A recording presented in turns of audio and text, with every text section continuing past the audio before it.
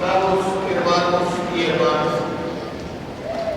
durante estos días de la Semana Santa hemos acompañado a Jesús desde la última cena hasta el momento de su muerte y de una muerte en cruz. Con su muerte, sus discípulos y aquellos que lo seguían tuvieron la sensación de que todo había terminado.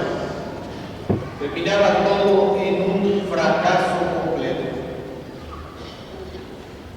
Con estos sentimientos, María Magdalena fue a visitar el sepulcro del Maestro el primer día después del sábado. Estando, nos dice el evangelista, todavía oscuro. San Juan nos narra lo que ella encontró cuando llegó al lugar de la sepultura. Vio removida la piedra que los cerraba. Echó a correr, llegó a la casa donde estaban Simón Pedro y el otro discípulo a quien Jesús amaba y les dijo: se han llevado del sepulcro al Señor y no sabemos dónde lo habrán puesto. Hermanas y hermanos, en esta narración evangélica encontramos tres elementos muy importantes, fundamentales. Un hecho: removida la piedra que cerraba el sepulcro.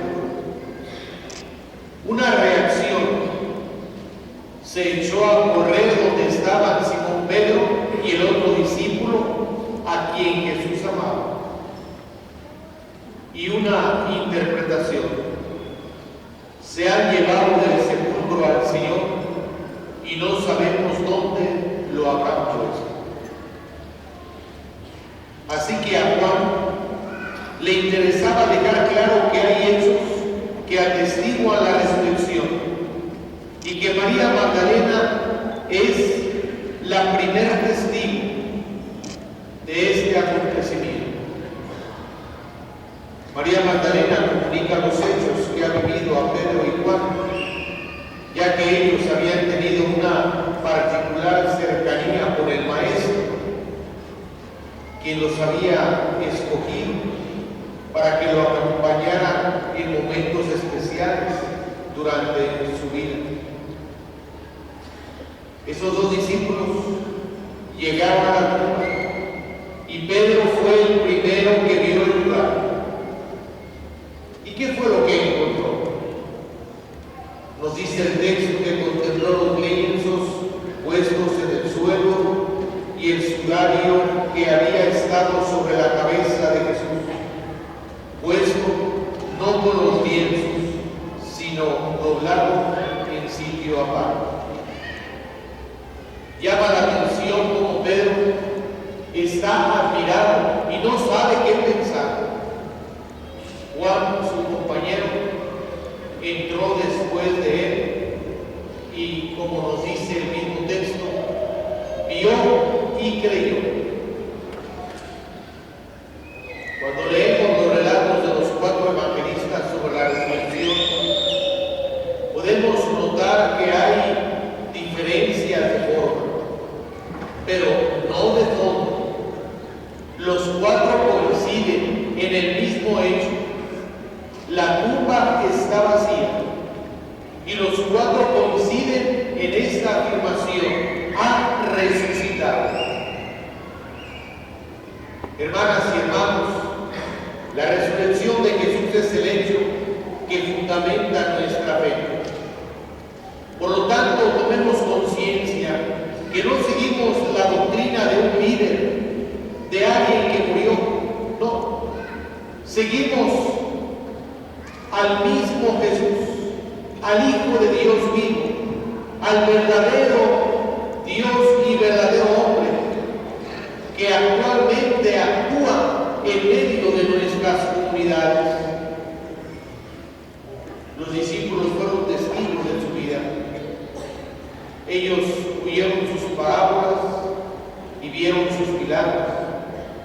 pero la experiencia fundamental que nos cambia fue el encontrarse con Jesús, el encontrarse con Él resucitado, el comer con Él, el alimentarse con Él, pero después de su resurrección. La experiencia de Cristo resucitado es el punto de partida de la Iglesia y constituye el núcleo del anuncio evangelizador. Por eso es tan importante lo que celebramos hoy, en este día, domingo de resurrección. Tomemos en cuenta que la resurrección de Jesús no es algo que le afecte o beneficie a Él mismo. La resurrección fue necesaria, sí, para que se completara nuestra redención. Jesucristo, con su muerte, nos libró de los pecados y con su resurrección nos abrió las puertas de la vida eterna. ¡Qué maravilla cuando contemplamos y conocemos los textos y nos damos cuenta del amor del Señor! El que Jesús haya resucitado por su poder es prueba definitiva de que Él es el Hijo de Dios. Por lo tanto, su resurrección confirma plenamente nuestra fe. Confirma plenamente que nuestra fe la tenemos en Él, en el Hijo de Dios. Nuestra vida de fe entonces no puede quedarse solamente en el conocer, en el saber acerca de la doctrina, de los hechos de la vida de Jesús, que evidentemente incluye su resurrección.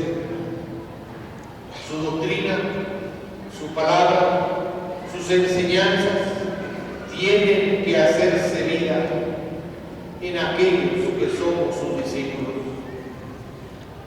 Y ahí es donde está el problema. Siempre lo he afirmado y yo lo repito. ¿Cuántos creemos en Jesús? Pero no le creemos a Jesús. Si le creyéramos a Jesús, si le creyéramos a su doctrina, otro mundo, otra sociedad estuviéramos viendo.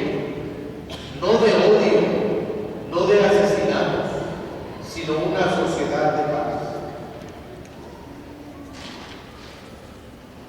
Jesús se hace vida cuando encontramos a Él, que es la fuente que da sentido a nuestra existencia.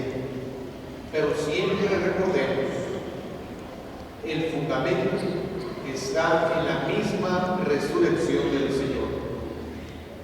Cada uno de nosotros debe recorrer un camino interior que permita encontrar a ese Jesús vivo, que nos habla desde lo más íntimo de nuestro ser, y experimentar al Señor resucitado en todo momento, experimentarlo aquí en el templo por medio de la liturgia, experimentarlo en la oración, experimentarlo cuando recibimos los sacramentos, especialmente el sacramento de la confesión, experimentarlo cuando ayudamos al pobre y necesitado, experimentarlo cuando servimos a los demás, porque el servicio es expresión de caridad.